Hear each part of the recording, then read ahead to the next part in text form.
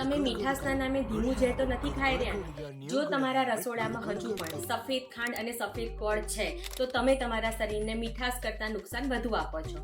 કેમ કે એ ગોળને સફેદ કરવા માટે એમાં ઘણા બધા કેમિકલ, ઘણા બધા બ્લીચિંગ એજન્ટ અને ઘણા બધા પ્રિઝર્વેટિવ વપરાય છે, જે તમને મીઠાશ કરતાં નુકસાન વધુ આપશે.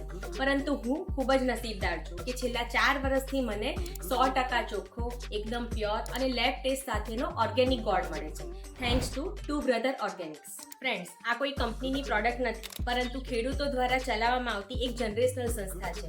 એ લોકો પોતાના ફાર્મમાં જ ઓર્ગેનિક શેરડીના રસને એકદમ હાઇજેનિક કન્ડિશનમાં પ્રોસેસ કરે છે, એ પણ કોઈ જાતના કેમિકલ, કલર કે પ્રિઝર્વેટિવ વગર.